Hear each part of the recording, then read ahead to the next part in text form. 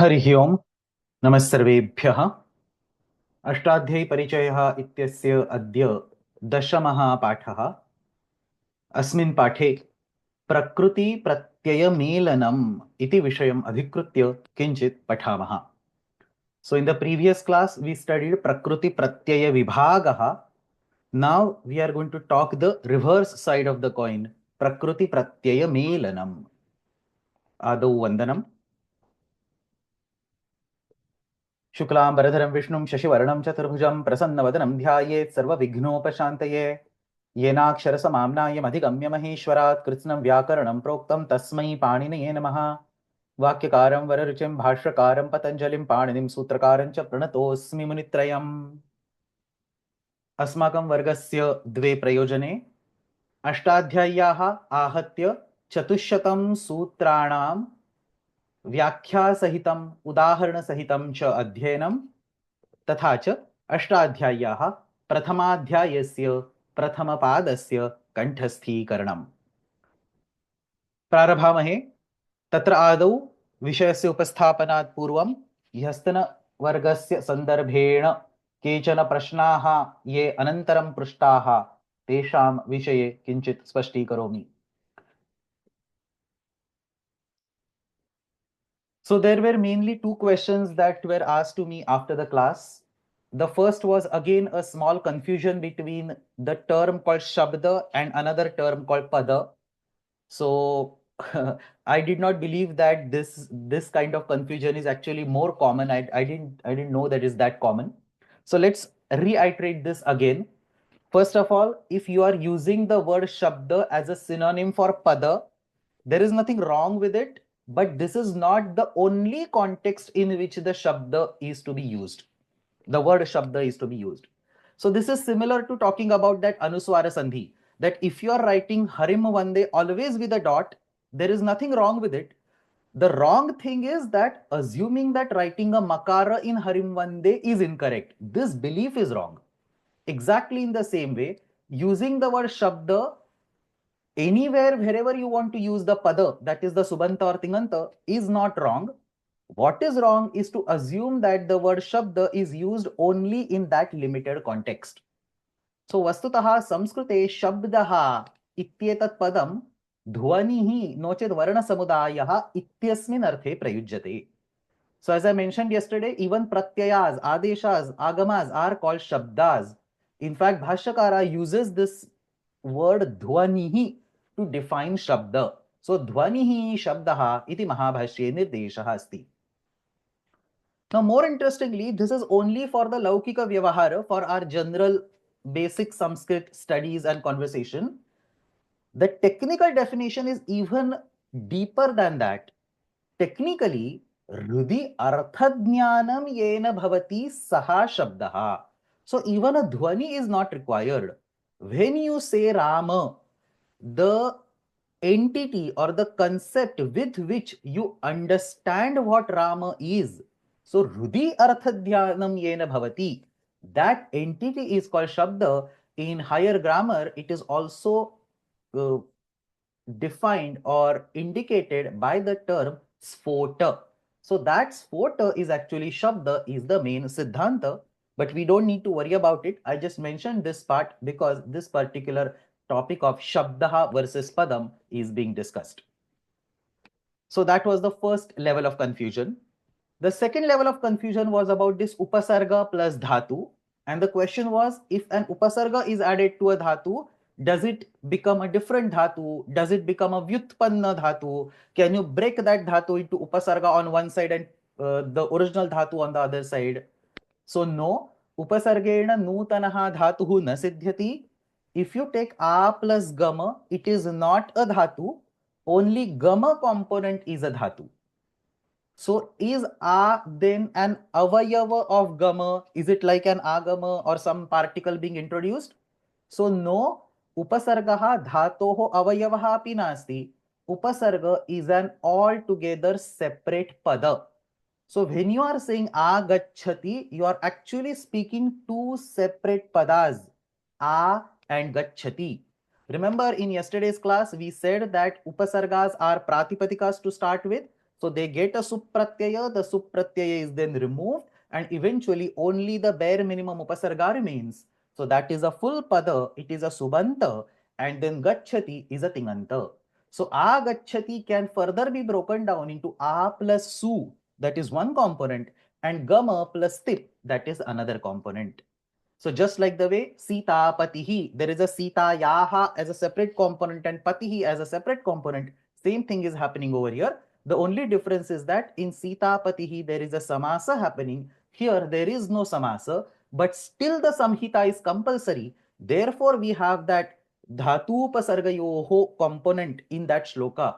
Sahitaika pade nitya nitya dhatu upasargayoho, and then nitya samase. So explicit this condition is added to ensure that there should not be a gap, a space, a virama between a and gacchati. And another point over here, this is the exact reason why in lang, lakar and others that adagama or adagama that comes, that happens just before the dhatu. If the upasarga was a part of the dhatu, then that adagama would have appeared all the way before upasarga. So लंग लकारादिषु अडागमः उपसर्गात् पूर्वं न भवति. किमर्थम्? अडागमः धातोः पूर्वं भवेदिति नियमः. उपसर्गः यदि धातौ स्वीक्रियते चेत् तस्मादपि पूर्वम् अडागमेन भवितव्यं. तादृशं न भवति. So the component structure is you have the upasarga, then you have adagama or adagama, and then you have the tinganta. So these were the two questions in context of the yesterday's class. Let's move on to today's class. Lots of interesting things are to be discussed today.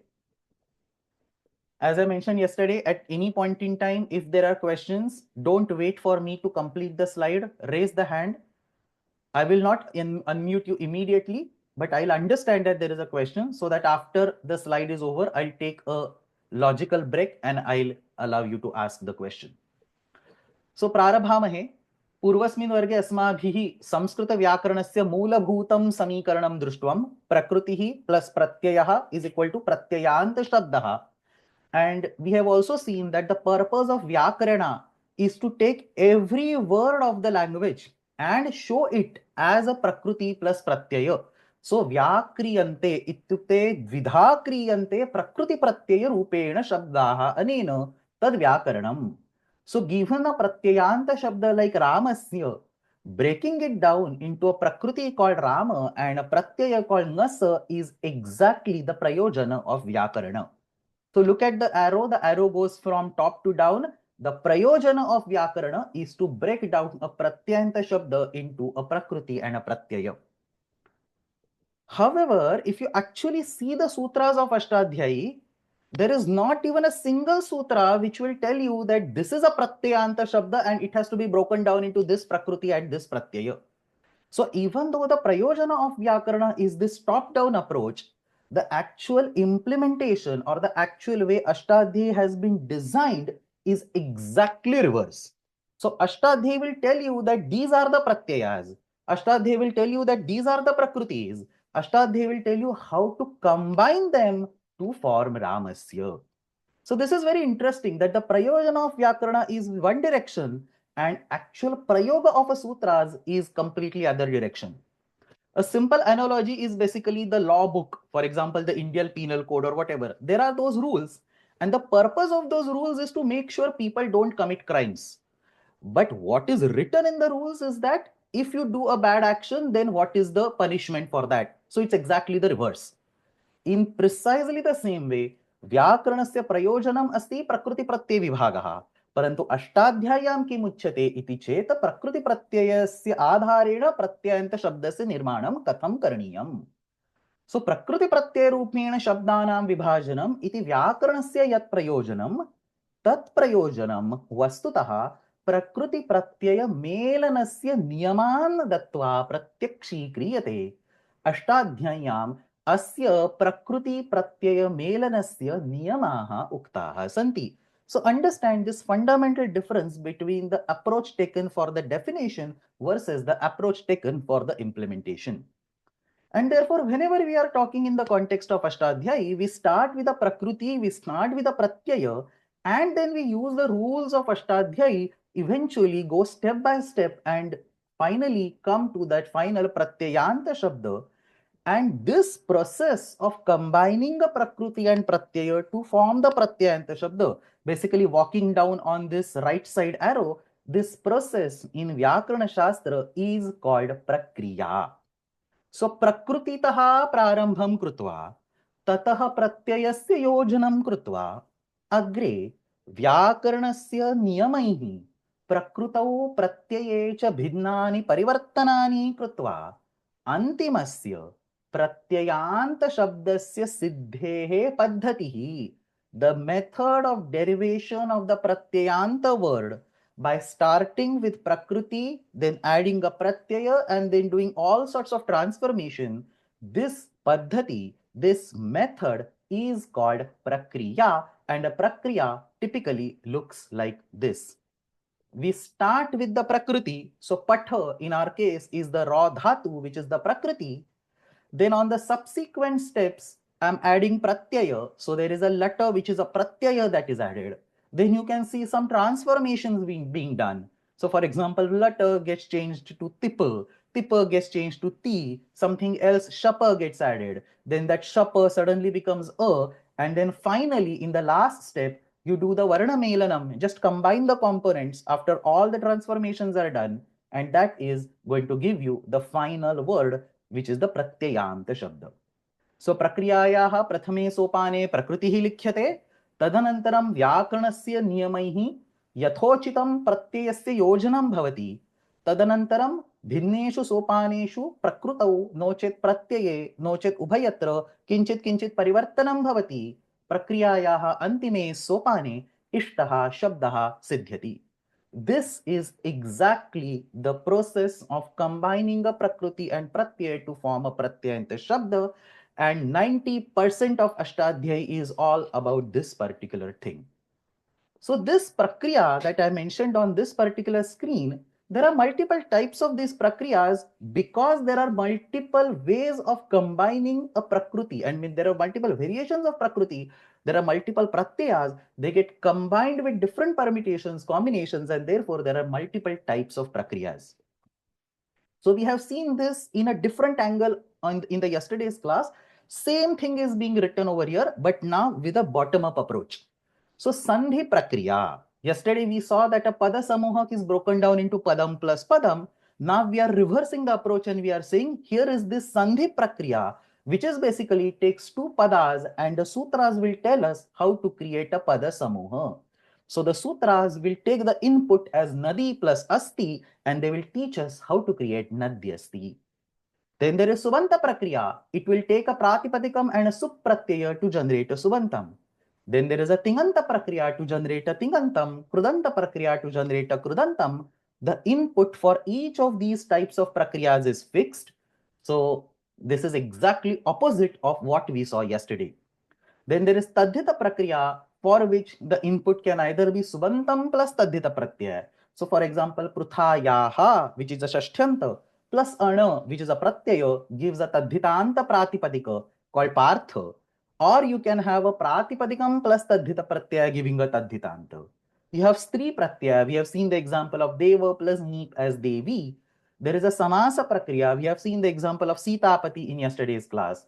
And then there is this Sanadhyanta Prakriya, specifically for the Atideshika Dhatus, the Vyutpanna Dhatus. So Subanta plus Sanadi Pratyaya, like Putram plus Kyacha gives Putriya, or a Dhatu plus another Sanadi Pratyaya gives yet another Dhatu. So these are the different types of Prakriyas in Ashtadhyayi, and all the sutras, or 90% of the sutras of Ashtadhyayi, will talk about one or more of these Prakriyas. And it is exactly these Prakriyas that we have to study in our course. So later today, I will share the course structure in details, but the summary is that we are going to spend 10 classes of our course on each of these topics. So 10 classes on Sandhi, 10 on Subanta, 10 on Tringanta, 10 on Krudanta, 10 on Tadhita, Stri, Samasa, Sanadhyanta. So 10, 10, 10. So that's how our course is going to be structured, because we want to take a breadth first understanding of all types of Prakriyas and various types of sutras in Ashtadhyayi. So let's start with a basic understanding of how this Prakriya is written. You can see a sample example just copied from Ashtadhyayi website. So this is how a prakriya is written. You start with a prakriti. So here the dhatu rniya, this is how the dhatu looks like in the dhatu pata. I'm going to talk about this in the next class in more details. So rniya prapane iti dhatuhu asti. So you start with the proper prakriti, which is the dhatu in this case. Then you apply different rules of Ashtadhyayi. On each step, you either add a pratyaya if it is not there, or you do some kind of transformation. And next to that step, you write what transformation, what sutra has resulted in that transformation. So see how the prakriya goes. Let me just choose this over here. So you start with Niya Prapane. Then on this Niya Prapane, you apply these two sutras, 133 and 139, and then you get the Ni. Then on Ni, you apply 6165 and then you get Ni. Then on Ni, you apply 32111 and you get Ni plus Lung. So and so on. If you pick up any particular random step, what appears on the left side of this step is the result of applying these sutras on the previous step. So whatever was there in the previous step, you apply these sutras 133, 138, 139, and then you are going to end up whatever is on the left side of that step. This is how a prakriya is to be written. All the way at the end, when everything is completed, you simply do the varnamelanam. So the last line, if required, if there is no varnamelanam, there is no need of last line. But otherwise, the last line will be varnamelanam. You do the varnamelanam and you finally get a form. So you start with a prakriti. तदनन्तरं व्याकरणस्य भिन्नाः नियमाः क्रमेण उपयुज्यन्ते. एतैः नियमैः किं भवति? आदौ प्रत्ययविधानं क्रियते. So you have a lung pratyaya added. In fact, even before that particular lung pratyaya, you can do some transformations on the prakriti if needed. तदनन्तरं प्रत्येकं सोपाने प्रकृतौ अथवा प्रत्यये अथवा उभयत्र किंचित परिवर्तनं भवति. Sometimes additional pratyayas get added. So for example, here you see this shap. This is yet another pratyaya being introduced. So basically all sorts of choices are there. Various different actions happen. On the next slide, I'm going to detail out all those actions. But after performing all those operations, each operation backed up by a sutra, you cannot randomly create an operation if there is no sutra, or you cannot create an operation if it is not exactly dictated by that sutra. So you have to back up each operation by a sutra. So for example, at ni plus ti, you apply 3, 400 itascha and you get ni plus ta. So this way you apply sutras at each place. On the screen there was no place, so I didn't actually write the sutra full string. But technically, the expectation is that you write the sutra. So 133 halantyam, 139 tasya lopaha, 6165 nunaha, and so on. You have to write the sutras along with the numbers, and you also write a small description or a small explanation of that particular sutra. So प्रत्येकं सोपाने सः सोपानः कस्य सूत्रस्य प्रयोगेण निर्मितः तत् सूत्रस्य लघुविवरणेन सह निर्दिश्यते. So this is how the prakriya is to be written, and that's exactly what we are going to learn. Start with simple prakriyas and then eventually go to really complex prakriyas in the next all classes of our course. So let us understand more details about what happens in these particular steps. I have shown multiple steps on that example of anayat on the last slide. So prakriyayaha sarvaihi sopanaihi yad yad parivartanam kriyate tat panchavidham parivartanam asti. So if you take any random operation on any particular prakriya, so there are millions or tens of millions of prakriya, pick up any prakriya, pick up any random step of that prakriya, the operation on that step is one of the 5 operations. You cannot find a 6th operation. Sarvasopi prakriyashu zyayamanam parivartanam panchavidham asti. The first is pratyayasya yojanam. You add a pratyaya. So I have shown over here. Sometimes you can add a pratyaya in between also. In most of the cases, you will add a pratyaya all the way at the beginning. But pratyaya yojanam is a crucial step. Then on many steps, prakrutehe nochet pratyayasya kasminchit amshe parivartanam bhavati. Before that, I forgot to mention, pratyaya yojanam was the first step. So here is this particular example. lung is a this lung is a pratyaya that is added. This shap is another pratyaya that is added. And a general convention that we use while writing the prakriya is that a pratyaya, when it is added, you add it with a plus sign.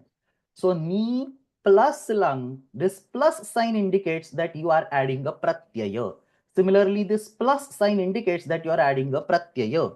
Why this is important? Because look at this particular step.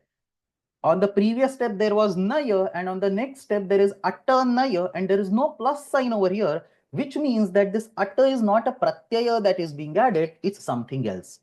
So just for, this is not like a rule written somewhere, this is just for our convention, so that we have some consistency in writing the prakriya, that whenever a pratyaya is added, you add it with a plus sign. So that was the first point.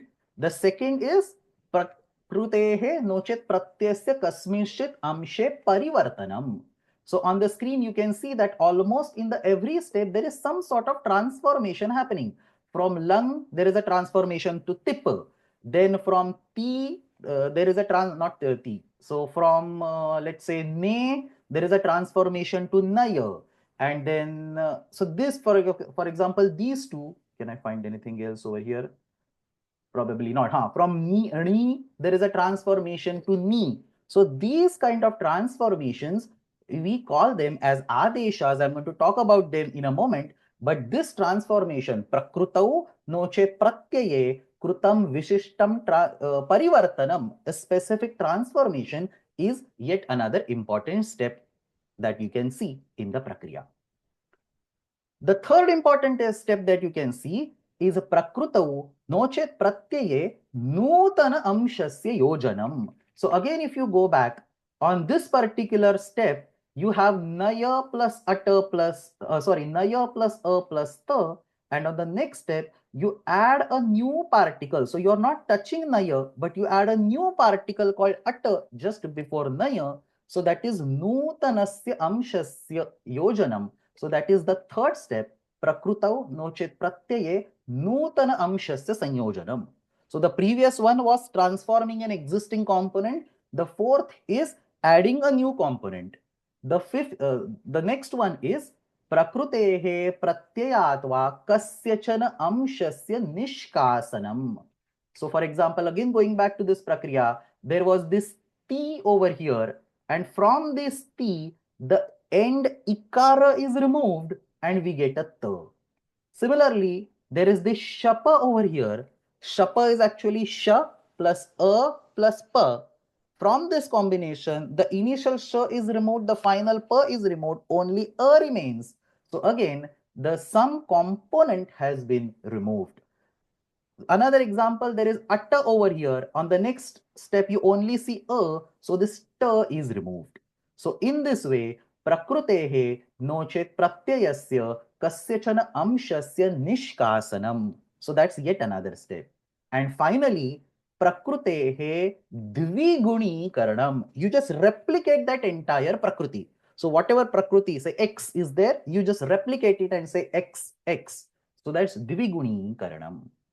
So any prakriya, there are tens and hundreds of millions of prakriyas, and you pick up any prakriya, pick up any step of that prakriya. The transformation is one of those 5 steps, one of those 5 kinds. We call these sequentially as pratyaya vidhanam or adesha vidhanam.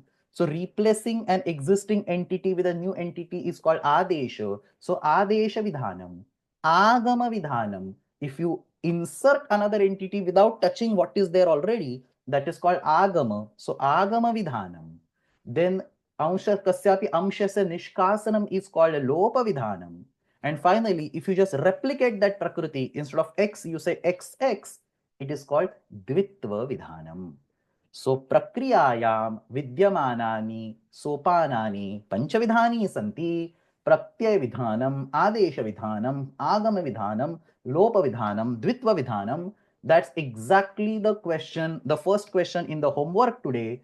You have to explain each of these 5 steps in a few lines with some examples. And that's what we are going to do in the rest of today's class. So we are going to go to each of these points and we are going to understand how these aspects play a role in the Prakriti plus Pratyaya combination and writing Prakriya. So let me take a quick pause. If there are any questions so far, you can ask. Otherwise, we will move on to each of these bullets. Krishna Kumar Mahoday. Namaste, Mahodaya. So my question to you is, in Adesha, Agama, Lopa, Vidhanam, now if the whole word is changed or whole pada is changed, so maybe I'm asking, maybe I have to wait for a few more slides. Yeah, you should wait for a few slides. We'll talk about all these aspects in details Okay, whenever sir. I talk Okay, about Mahodaya. Adesha Agama. If something is not explained, you can ask. Okay, Mahodaya. Anything that is general discussion that I have done so far, any questions on that, you can ask right now. Otherwise, we have 5 different topics to cover. So let's quickly jump with the first one, the Pratyaya Vidhanam. Actually, Pratyaya Vidhanam, I don't want to spend time. We have studied this in the yesterday's class in details. So Ashtadhyayam Prayena Pratyayaha iti samnyaya, not necessary Prayena. So Ashtadhyayam Pratyayaha iti samnyaya Prayena 500 Shabdaha Pathitaha Santi. So these are 7 types of pratyayas. We have studied this in the yesterday's class. Supratyayaha, Ting Pratyayaha, Krut Pratyayaha, Tadhita Pratyayaha, Stri Pratyayaha, Vikarna Pratyayaha, and Sanadi Pratyayaha. So there is no need to spend any time on this slide. The only thing you have to remember is the pratyaya is most typically added in the initial few steps of the prakriya. Need not be on the very first step. There might be some transformation in the prakriti that could happen even before the pratyaya gets added. But in the initial few steps, a pratyaya gets added. And this vikarna pratyaya is a special pratyaya which typically gets added somewhere in between also. So you can see 1 or 2 places, maximum 3 places in the prakriya where a pratyaya gets added. So that's about the pratyaya. Let's go to the more interesting aspects, adesha. So what is an adesha? Yaha shabdaha prakrutehe no chet pratyayasya कस्यचन अंशस्य निष्कासनं कृत्वा तस्य स्थाने स्वस्य स्थापनां करोति सः आदेशः नाम्ना ज्ञायते. So one part of the prakriti or pratyaya, it can be a small part, it can be a big part, it can be the entire prakriti, it can be entire pratyaya, whatever. Some non-zero component of pratyaya or prakriti has been kicked off, and this newcomer comes and sits in place of that whatever is kicked off. So that is called adesha, and the one who makes the place for that adesha is called sthani. So unless somebody gets kicked off, adesha will not find a place to sit down. So some component gets kicked out. Whatever gets kicked out, we call it sthani, because it creates a sthana. It has its own original sthana there, and now it is delegating it to that adesha, and whatever comes is called adesha. So here is an example. Deva plus tritiya ekavachanasya pratyaya asti ta iti. And in the next step, this ta gets converted to ina. So ta, entire thing is kicked out and ina comes in its place. So ta iti sthani, ina iti adeshaha. Another example. For siddhi of the word bhavishyati, you start with the verb asa, and even before any pratyaya is added, asa gets converted to bhu. There is no pratyaya. The lut lakara pratyaya is going to come later.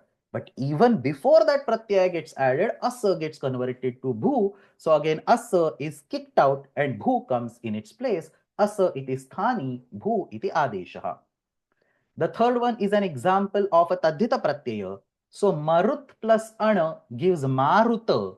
What is happening? The a that is after the makara is being removed and a comes in its place. So ma plus a, that a is removed, and instead of a, the a comes, so you get maruta. So makaruttaraha akaraha sthani, akaraha adeshaha. And how is this adesha word formally defined? This is slightly difficult to understand, but I'll explain. Sthanyarthabhidhana samarthaha shabdaha adeshaha. This is a formal vyakhya, not compulsory to memorize, but if you want, you can memorize. Sthanyarthabhidhana samarthaha. That word is an adesha. So kaha shabdaha adeshaha? Saha shabdaha adeshaha yaha sthani artha abhidhana samartha. Samartha means capable. Abhidhana means giving a representation or you representing it. And representing what? Representing the artha of the sthani. So the sthani component, which is now being removed, had some artha, some meaning, some purpose over there. And that same purpose is now being fulfilled by that adesha.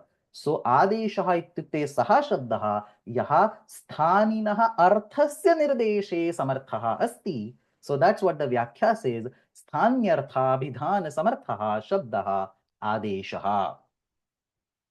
And because this adesha comes and sits in place of this sthani, it is but natural that ayam adesha sthanivat karyam karoti.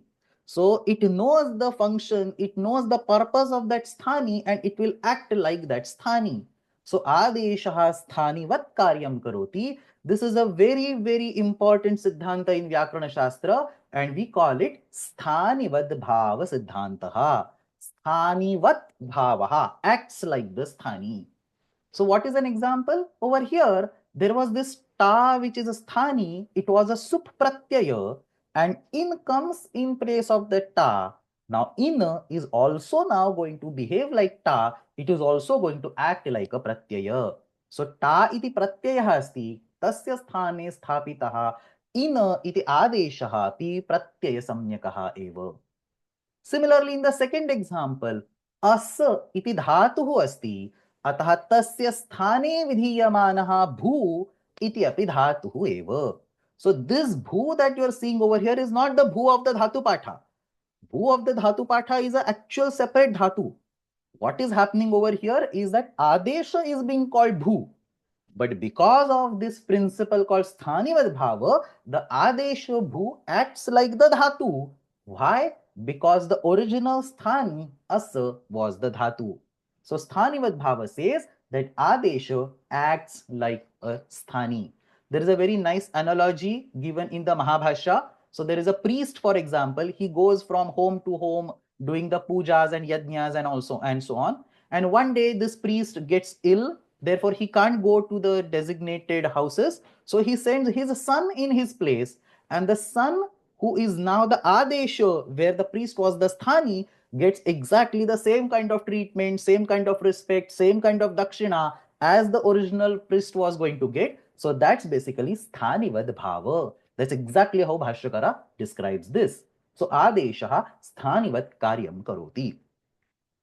Now, obviously, when we say adesha sthanivat karyam karoti, you have to take it with a pinch of salt and you have to use common sense. The reason why I'm saying this is that ta iti pratyaya asti, therefore ina iti pratyaya. This is logical. This makes sense. But you cannot extend this sthanivat bhava to arbitrary and nonsense analogies. So you cannot say ta is a takaradi pratyaya, therefore ina is also takaradi pratyaya.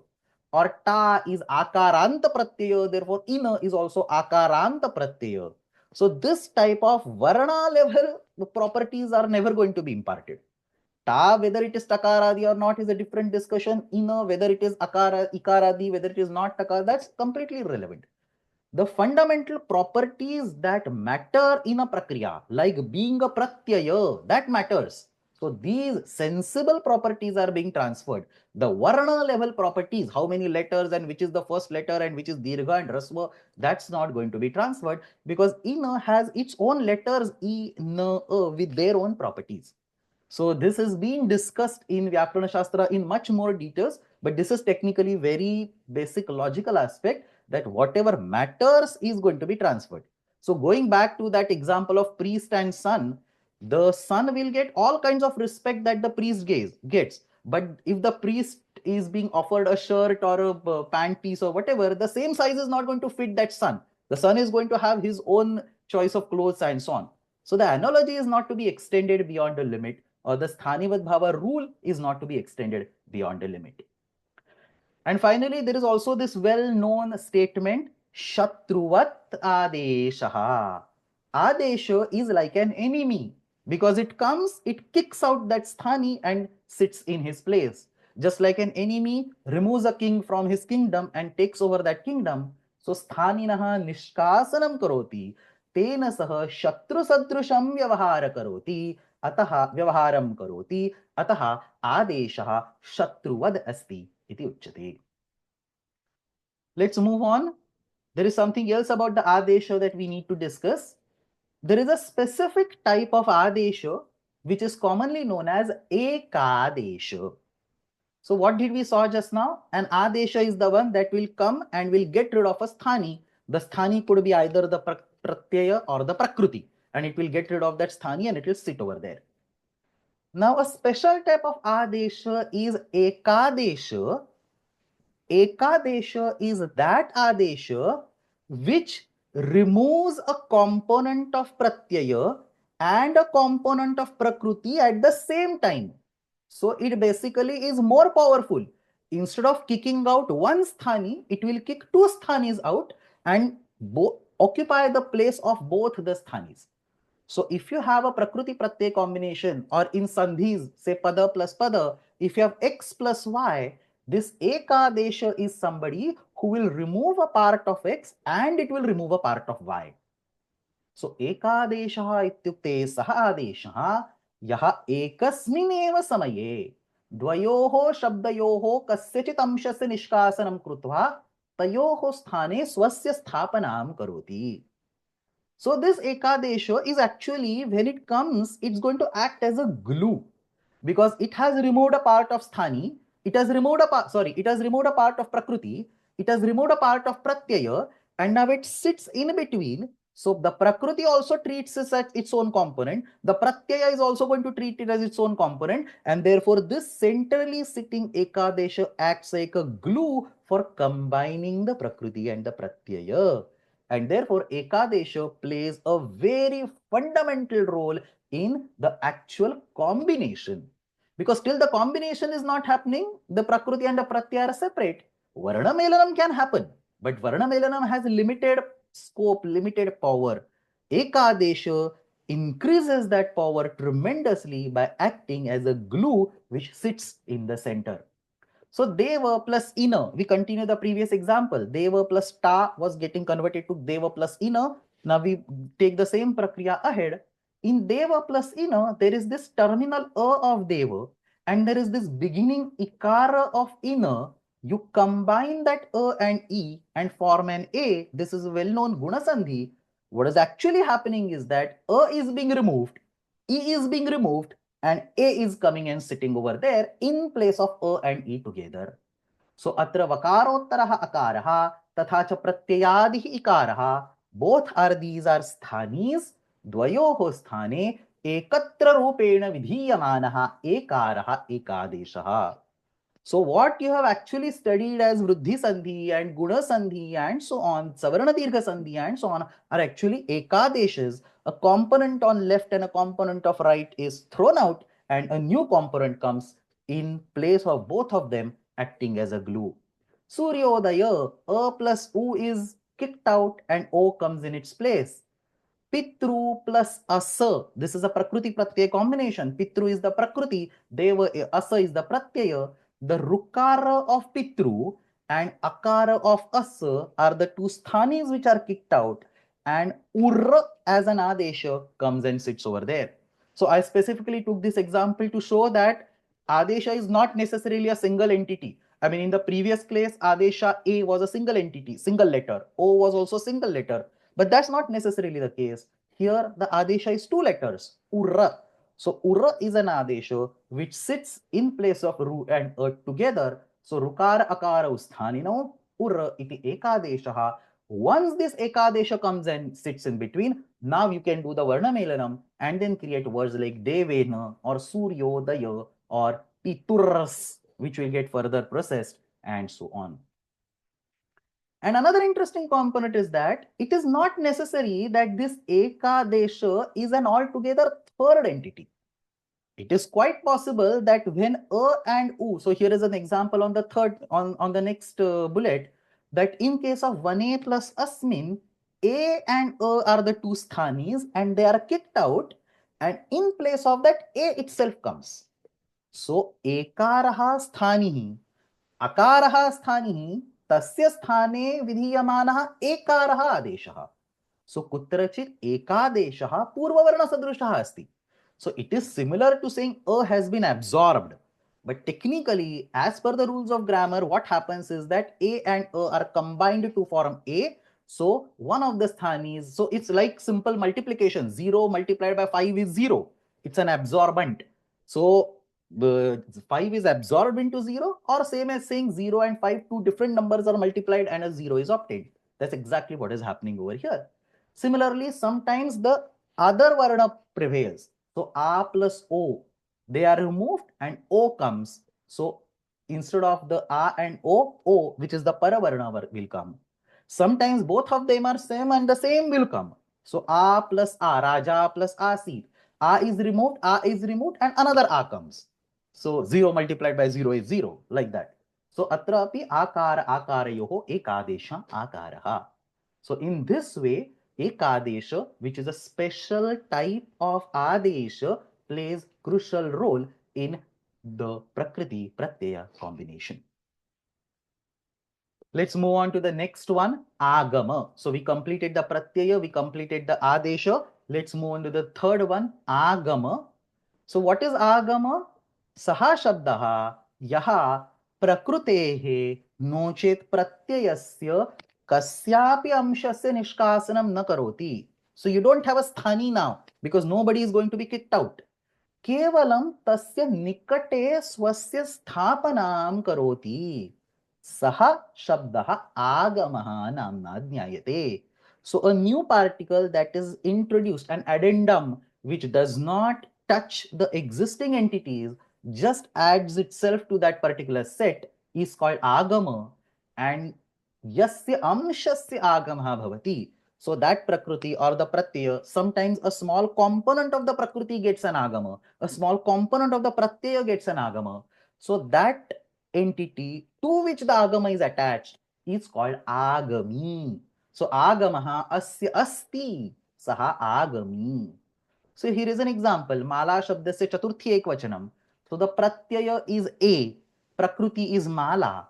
So mala plus a, what happens in the prakriya is an extra particle called ya comes and sits. A is not touched. Akara of mala is not touched. Nothing is being removed. A ya is being introduced. So this is agama. Ya is an agama, and this a which comes and sits in front is agami. Similarly, in the lung lakara, so abhut is the lung lakara form. You have bhu plus ta, and extra a comes before that particular bhu. Again, bhu is the agami, a is the agama. Stha plus e. E is the nich pratyaya, stha is the dhatu, an extra pa comes and sits over there. It is the agama. So this way, agama comes and make itself available without touching anything from the prakriti or pratyaya. And the definition of agama, again, it's optional to memorize this. Laksha samskarataya prakriti pratyaya anupaghatakaha shabdaha agamaha. What kind of word is agama? Anupaghataka, non-destroyer. Prakruti tatha pratyayaha etayoho anupaghatakaha. It does not destroy the prakriti, not even a part of it, does not destroy the pratyaya. What it does, it adds processing on the laksha, or it adds extra qualities on the laksha. Laksha is the word. So it's basically take curd and you add sugar to it without kicking out anything. So the curd is now cultured, samskaritam, because now it is sweetened. So exactly in the same way, laksha, the final word, is being modified. Extra properties are being added without touching the prakriti and pratyaya. That is agama. And just like the sthanivat bhava, here also we have a similar rule that agama will act as a component of agami. So when, for example, you add stha, when you add pa as an agama to stha, eventually stha pa is the one that is being looked as a dhatu. It's not going to get a separate dhatu samnya. It's not a new dhatu, vyutpanna dhatu or anything like that. It's just going to mix itself. Like the example of curd and sugar, once the sugar molecules are dissolved into the curd, they are part of curd. Exactly like that, this pa is now dissolved into stha and it is the part of stha. सो आगमः आगमिनः एव अंशरूपेण कार्यं करोति, यत्र आगमिनम् उद्दिश्य किञ्चित् कार्यम् उच्यते. So if somebody eats that curd, automatically the person is going to eat the sugar. So yatra agaminam uddishya kinchit karyam uchyate, tatra tat karyam agama sahit agaminasya vishaye api bhavati. And therefore we call this mitravad adi. Sorry, mitravad agamaha. Typing mistake. Mitravad agamaha. So adesha was shatruvat adeshaha. Here it is mitravat agamaha.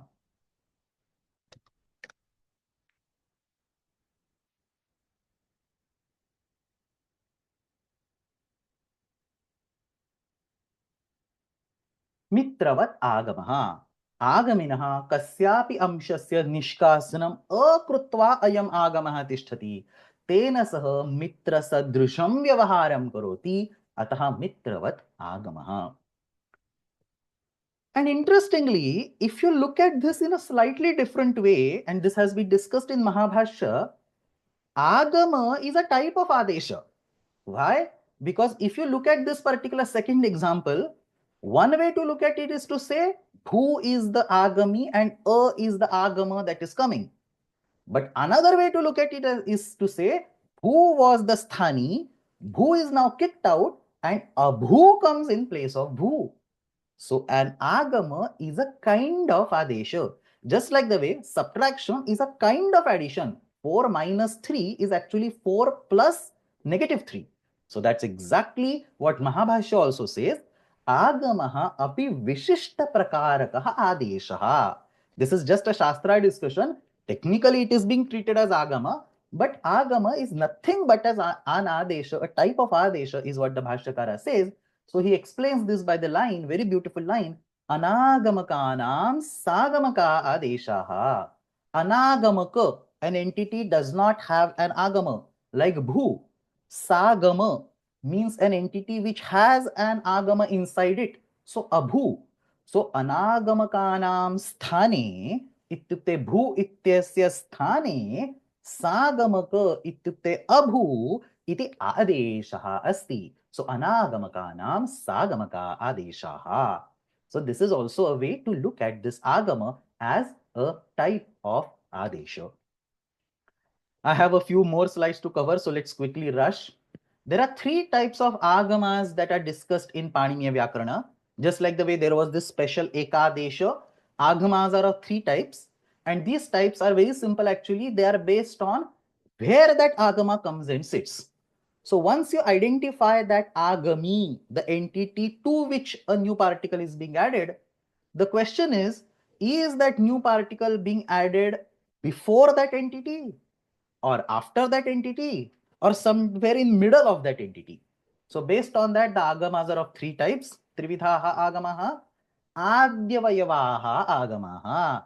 The agama that comes and sits before that entity. So for example, when bhu was the agami, a comes and sits before bhu. So that is adyavayava, adi avayava. Adyavayavaha agamaha.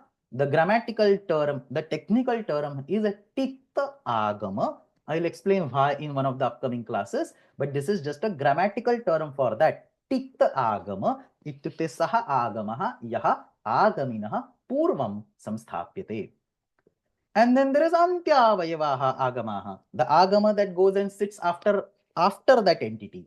So stha gets an agama called pa, but not like bhu, where the agama is not coming before, the agama is not coming after that stha. So antyavayavaha agamaha, the technical name, the code word for that in Vyakarana is kitta agama. So we have titta agama, which is the beginning. We have kitta agama, which is the end. So pa iti agamaha agaminah anantaram sthapitah asti. And the third category is the one that gets inserted in between. So neither to the left nor to the right, but in between. So and the place to insert that is very specific place. You cannot randomly insert anywhere in between. The place to insert that is find the last swara in that agami and put it immediately after it. So you either place all the way in the beginning, so that is titta, or you place all the way at the end, that is kitta. But some agamas are to be placed in between, and in between doesn't mean random place. You look at the last swara So in bhavat, for example, the last swara is the vakarottara akara, and then there is a na agama comes. That na agama comes and sits after that akara, but before the remaining component, which is ta.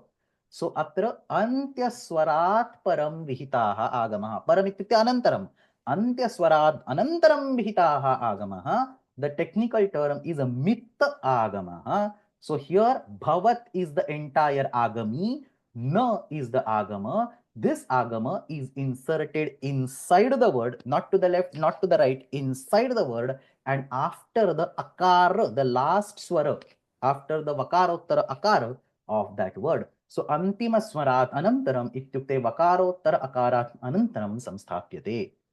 So whenever Panini gives a list of agamas, he will say this is a tit agama, this is a kit agama, this is a mit agama, and then we will understand where that agama is to be added. So this is all account about the agamas. There are no more raised hands, no questions. So let me just quickly move ahead. The next component is the lopaha. So that's removal of an entity. So we saw about insertion of an entity. We saw about replacement of an entity. Now it is the lop. So prakrutehe nochet pratyasya kasyachana amshasya adarshanam, not visibility. So it becomes invisible, invisible or unaudible. So it is called lopaha. Panini has a sutra. So Panini doesn't have a sutra for adesha or agama, but he has a sutra to define lopa. Adarshanam lopaha. So something that is no more seen. It was there earlier, but now it is not seen. It's called lopa. So typically, most of you are familiar with this concept of lopa, at least in the pratyayas. So da plus tumun. This tumun pratyaya is tu plus ma plus u plus na. And what happens is that u and na are removed. They are no more heard. So that's the lopa. Only da plus tum remains, and datum is the final form. So atra ukarasya lopaha, nakarasya lopaha. Sometimes entire pratyaya is removed. So in the lot lakara prakriya, the lot lakara madhyama purusha ekvachan. So pathatu, pathatam, pathantu, patha, that particular word, there is actually a pratyaya called he over there. So patha plus he, that he pratyaya is there, and this he is completely removed. So in order to show that the pratyaya is completely removed, the common convention is to use this particular shunya symbol. So if you don't write anything, you might just question yourself, have I forgotten writing that or what? So therefore, when the entire thing is removed, you basically use the zero marker, the shunya number, to indicate that the entire entity has undergone a lopa. So yatra sampurna pratyasya, notice sampurna prakrutehe lopaha bhavati. Tatra spashta rupena nirdeshartham. This is again not a rule, it's just a writing convention. Shunya iti chihnam prayujyate. And in both these examples, I have only done the lopa on the pratyaya, but you can also do lopa on the prakruti. So here, deva plus e, the derivation of the word devi. In this particular prakriya, the sitting at the end of deva is removed. So this pratipadikasya vakarottara akarasya lopaha kriyate. So this way, there are a bunch of sutras in Ashtadhyayi which will talk about lopa of either prakruti or pratyaya. And as you can see from these examples, it can be a lopa of an amsha, a small component, or the entire pratyaya, sometimes even entire prakruti. And again, the lopa is from one angle a type of adesha. So vastutaha lopaha api vishishta prakarakah adeshaha. So basically, yasya lopaha bhavati sahasthani and shunya iti adeshaha. So this is basically thought process or thought game of just mind. But you can treat a lopa as adesha. So yasya lopaha bhavati sahasthani. So tumun ityatra una iti sthani 0 iti adeshaha. Or you can look it in a different way. Tumun, entire thing is a sthani, goes away, and new entity called tum comes in. So tumun is the sthani. Sorry, here. So tumun is the sthani and tum is the adesha. So that's also a way to look at it. So yasya mulaha shabdaha ityukte tumun iti sthani tatha cha lopasya anantaram vihitaha tum iti adesha. So that's also a way to look at it. As I said, it's just mind game. Eventually, Ashtadhyayi will use words like agama, lopa, adesha, and so on. But we want to eventually show, again, like for example, I said the subtraction is same as addition, or multiplication is same as addition, because 3 into 4 is 3 plus 3 plus 3 plus 3. So basically, all mathematical operations can eventually boil down to addition, just like the way all operations are eventually adeshas, is what is being discussed over here. So that's about lopa. And the final component is dvitvam. So dvitvam is basically a replication. Shabdasya kasyachana amshasya dvivaram ucharanam kriyate. 2 times the same thing is repeated. That is called dvitva. So x, instead of x, you write xx. So that's dvitva. And this dvitva in Vyakarana Shastra is of 3 types. Dhatoho dvitvam. Very specific 3 types are there. You cannot randomly duplicate anything that you want. There are very specific 3 types of duplications. Dhatoho dvitvam. So for example, instead of da plus ti, that particular dhatu da is replicated and you get da plus ti. So the dhatu is replicated. Eventually the further prakriya will happen. Dadati is the final form. So da iti dhatoho dvitvam krutam asti. Sometimes a single letter is replicated. So varnasya dvitvam. So karyam iti shabdah asti. You have a r followed by y, and then that y gets replicated and you can write the same word as karyam with a double yakara. So it is a single letter that is replicated. So you can either replicate a dhatu, you can either replicate a single letter, or you can replicate a full word. So mandam mandam nudati pavanaha. So mandam, that's actually a grammatical rule which has caused the replication. Kalidasa doesn't just put mandam 2 times because he wants. Mandam nudati, in a specific context, the manda word is replicated by rules of grammar. So we say mandam nudati. So the entire word has been replicated over there. So this way, either a dhatu gets replicated, or a varna can get replicated, or a pada can get replicated. And one of the important points to understand over here is that when this replication happens, the question of who is the original one and who is the Xerox copy or who is the replicated copy is irrelevant, because such question does not need to be answered in the Vyakarana Shastra. So dvitve krute kaha mulaha amshaha, kaha nutana rupena sthapitaha amshaha. So out of these 2 das, who is the first original da and who is the Xerox copy? That question itself doesn't make any sense for 2 reasons. Number one is that this question does not, the answer of this question is not needed in the Vyakarana Shastra. There is not even a single rule of Vyakarana Shastra which depends on whether the particle was the original particle or the replicated particle. And second reason is that the dvitva process is defined by saying dvivarocharanam. So you have already pronounced it once, called da, and now the same thing you are pronouncing 2 times. So was any of the pronunciations your original one? No, obviously both of them are new. It's like you have already pronounced the word mandam, and now next step of the prakriya you are going to pronounce the same mandam 2 times. Is both are the new ones. Nothing is original one.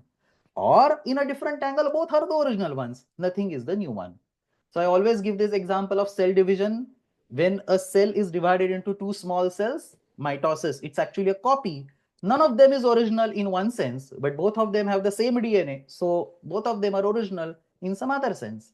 So that's exactly this way. A lot of students, I had this confusion some 10-15 years ago. Kaha mulaha amshaha, kaha nutana rupena sthapita amsha. But this question itself does not make any sense.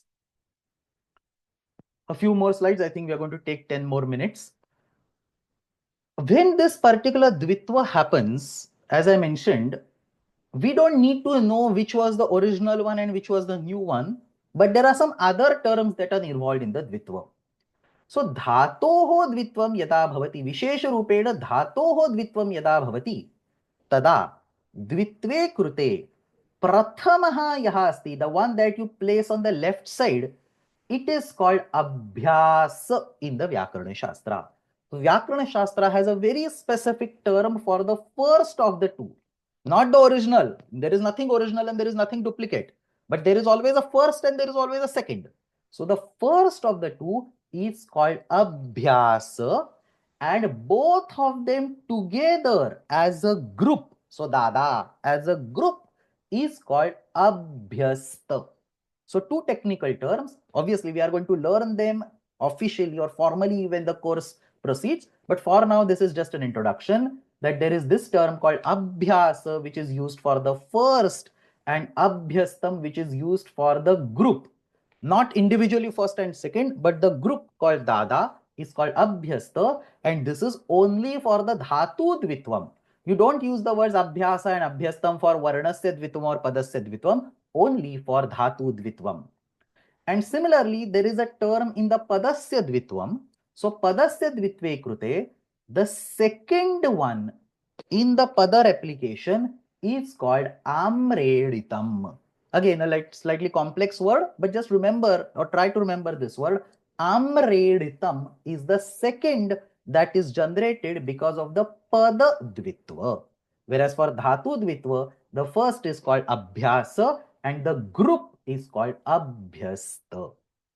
So that's all about the dvitva. And finally, the same cassette I'm going to repeat. Dvitva is also a type of adesha, because instead of da, you kick out the da and you bring dada in place of it. So mulaha dhatuhu varnaha padam sthani tatha cha krutodvitva shabdaha adeshaha. So just again, on a theoretical note, all the remaining steps like agama, lopa, and dvitva are of type adesha, a specific type of adesha only.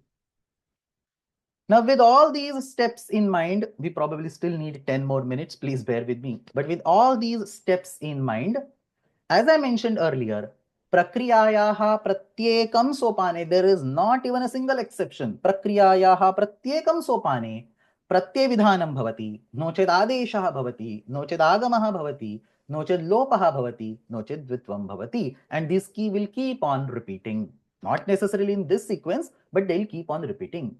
So here is a live example and I'm going to walk you through this. Bhu dhatuhu asti. Lit lakarasya prathama purusha ekvachanasya babhuva. Iti rupam katham siddhyati. So let's actually enter the deep waters and understand what is internally happening. Obviously, I'm not going to quote any sutras, but my purpose in showing this prakriya step by step is to prove that every step is just one of these five. So we start with the dhatu bhu sattayam. So that's your prakruti, which is a dhatu. In the first step, you add a pratyaya. So that's a pratyaya vidhanam. You add a pratyaya called lita. In the next step, lita gets replaced by tipa. So there is an adesha vidhanam. I've added more details just for your understanding, but I'm just going to restrict myself to telling which is the step. So that's the adesha vidhanam. From tipa, it becomes ti. So that is a lopa vidhanam. Pa is being removed. From ti, it becomes nala. So again, adesha vidhanam. Ti is getting converted to nala. From nala, it is a. It looks like adesha, but technically it is lopa because na plus a plus la. Na is being removed, la is being removed, a sits in between. So nakara lakara yoho lopaha. So that's the lopa vidhanam. Then there is a new particle which is introduced. See, bhu and a remains as they are, and a new particle which is introduced, and it is introduced towards the end of bhu. I am not writing a plus sign over here, so it is not a pratyaya, therefore it is agama, and it is kit agama. Remember, tit is the beginning, kit is the end, mit is the middle. So kit agama, so bhu plus vukka, not plus, bhu vukka. So that's the kit agama. Agami is the bhu over here. In the next step, the vukka, u is removed, ka is removed. So that's the lopa vidhanam. Only va remains. So bhu plus va plus a. So ukara kakaryo lopaha bhavati. Now see what is happening in the next step. This va, it was agama. So now it is going to act, it is going to be absorbed in the dhatu. So bhuva is now dhatu. Remember, agamaha agaminaha eva amsharupena karyam kurvanti. So now eventually bhuva is the dhatu, and it is this dhatu which is now getting replicated.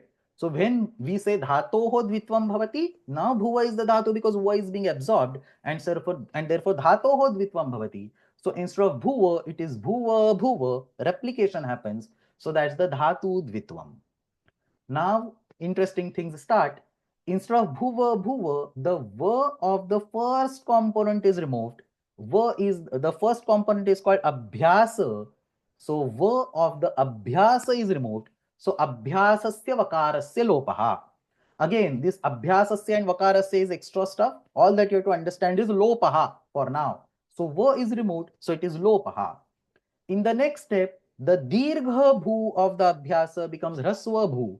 So again, it is adeshaha. I should have written adeshaha. So abhyasasya rasvadeshaha. Then bhu becomes bha. So instead of u and a comes, so that is again abhyasasya adeshaha. It is not the lopa of ukara, because if ukara undergoes a lopa, half bha will remain. It is bha plus u. If you just get rid of u, half bha will remain. That's not what we want. We want to replace bhu with bha. So there is abhyasasya adeshaha, or you can say u is replaced with a. Either is the same thing. So abhyasasya adeshaha. Then bha becomes a ba. Again abhyasasya adeshaha. And see, through all this magic, we have finally come to the desired form. Varnamelanam will happen and babhuva will be formed. So this is how every of those million prakriyas go. In every step, you have to write you have to identify, or you have to do a transformation, which is one of those five. And that is exactly the homework of today's class. So let me walk you through the homework and then I'll come to two more slides that are remaining. So the homework of the today's class, the first homework is obviously, as I mentioned, 5 sopanas, give 2 to 3 line description, say 5 line description of each. Pratyay vidhanam, adesha vidhanam, agama vidhanam, lopa vidhanam, and dvitva vidhanam. The second homework is very interesting. I have given 5 words. I have given the links of these words in ashtadhyayi.com. So you first of all click over there. The first word is say anadvan. You click over there. You go to the anadvan word. You can see over here. You click on anadvan. You will see the prakriya popping up from the right. You do not need to understand anything. Just faithfully copy the prakriya without anything in the brackets. So do not copy anything that is sitting in the brackets. Just copy the red stuff, which is basically the prakruti plus pratyaya. Copy this whole thing blindly, faithfully, without even thinking. And then at each step, just tell me whether it is the adesha or agama or lopa or dvitva or pratyaya. So you have to tag each line by one of those 5 things. So adhodattanam rupanam prakriyaha Ashtadhyayi जालपुटं दृष्ट्वा लिखत प्रत्येकं सोपाने सूत्रस्य स्थाने. I am not expecting you to write any sutra. सूत्रस्य स्थाने either प्रत्यय विधानम और आदेश विधानम और आगम विधानम और लोप विधानम और द्वित्व विधानम एतेषु एकं कार्यं निर्दिशत. अष्टाध्याय्याः सूत्राणि कुत्रापि न लेखनीयानि. So it's actually very simple exercise, but it's very fundamental to deep embed this concept in your mind that every step in the prakriya is one of those 5 steps. And last couple of slides and we should be done. Very simple basically. So what happens is in some prakriyas, sometimes some steps are optional. So most of the steps are compulsory. Like for example, in that babhuva prakriya, you don't have a choice. You can't say, "Aaj dil nahi kar raha, so I'll not do pratyay saranal adesha." That never works. But in some prakriyas, Panini himself has said that the certain step in the prakriya is optional. So prakriyayaha sopanishu jayamanam karyam dvividhamasti nityam no ched vaikalpikam. नित्यं कार्यम इत्युक्ते तत् कार्यम यद तस्मिन् सोपाने अवश्यं करणीयम अस्माकं इच्छायाः विषयः न वर्तते. वैकल्पिकं कार्यम is optional. If you want you do it, if you want you leave it. So here is an example. I am going to derive the word chaturanam. Chatur shabdasya shashti bahuvachanam. Chaturanam. So you start with chatur, which is pratipadika. You add the pratyaya am, so that's pratyaya vidhanam. You add a nutta, which is an agama. See, if a new particle is introduced, it is agama, and it is the tit agama, it comes before am, so that's agama. Then lopa, because u and ta are removed, so that's lopa. Then there is an adesha, na becomes na, so that's an adesha. Then there is a varna dvitva, so na is replicated, na, and then finally varna melanam happens, and chaturnam with a double nakara is created. So this is the full prakriya. But what Panini has also said is that this Varna Dvitva step that I have written over here, where na is replicated as na, this is optional. You can do it or you can ignore it. Panini himself says this. Therefore, idam dvitvam vaikalpikam asti. If you do not do the dvitva, you can just combine chatur plus ana plus am and create chaturnam with a single nakara. Or you can decide to do that dvitva and say chaturnam with a double nakara. Both are acceptable. So this way, sometimes there is an option of doing or not doing the work. In some interesting cases, Panini actually gives you options like do this or do this or do this. So he says this step is optional, but optional doesn't mean do or not do. It means I'll provide you with 3 choices or 2 choices or 4 choices and do whatever you want. So for example, let's take the word mati, which is a pratipadika, add the pratyaya. This is a chaturthi ekvachana pratyaya. So all of us know that the chaturthi ekvachanam of mati is either matyayi or mataye. Now, why are two rupani created? Why are two forms created? Because Panini has given you a choice at one of the steps. You can either take one path or you can take another path. So you say mati plus gi, that's the pratyaya. Then mati plus a, the nakara is removed, so that's the lopa. And at this stage, Panini gives you a choice. He says you can either do an adesha on mati. So that's one possibility. If you take that possibility, mati will become mate. So that's an adesha. There is another adesha and the prakriya continues and the final form is mataye. So if you decide to do an adesha on mati, you will get this particular form mataye. But this adesha is not compulsory. Panini says it's optional. And what you can do instead is you can do agama on the pratyaya. So basically in the configuration of mati plus a, you can either do adesha on mati or you can do agama on pratyaya. You cannot do both, you have to choose one. And you cannot sit ideal without doing anything. You have to choose one. So if you choose the adesha path, you will get mataye.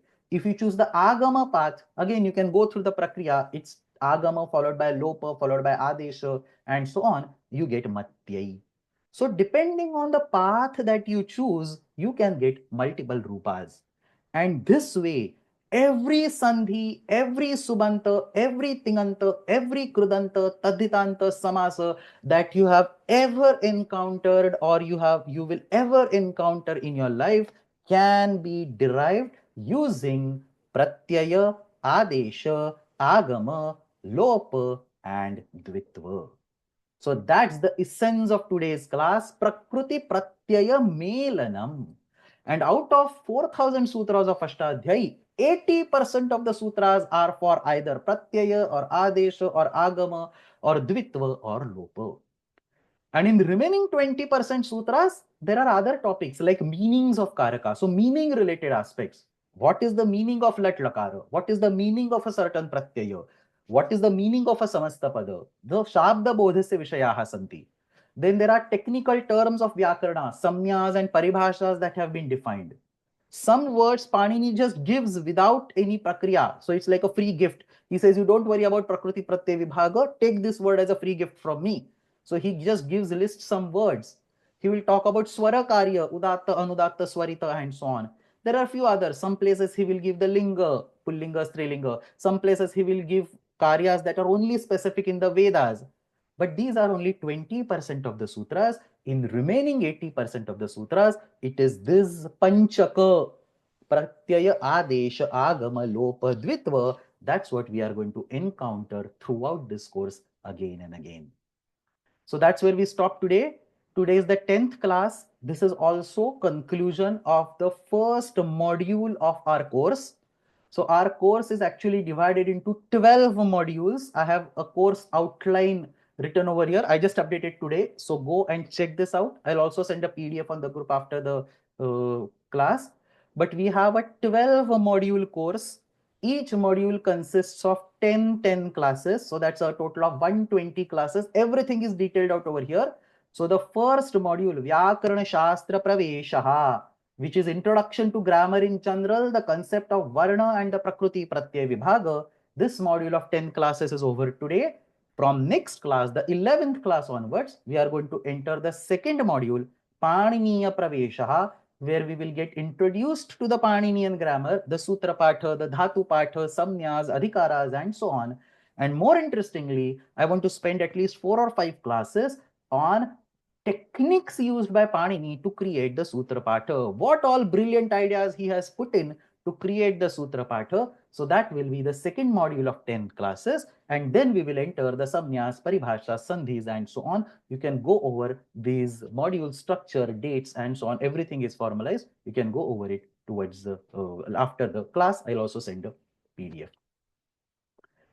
So I probably rushed through many things, but I think this was important for us to have a nice conclusion today. If there are any questions, you can raise hands. Otherwise, I have already discussed the homework. We will stop. We will meet in the next class as usual. So समापयामः. Ashtadhyayi जगन्माता यस्य चित्तात् समुत्थिता वेदानामुपकाराय तस्मै पाणिनये नमः. शब्दब्रह्म समाराध्य कृतवान्यो विलक्षणं सर्वाश्चर्यमिदं शास्त्रं तस्मै पाणिनये नमः. येन धौता गिरः पुंसां विमलैः शब्दवारिभिः तमश्चाज्ञानजं भिन्नं तस्मै पाणिनये नमः. धन्यवादः.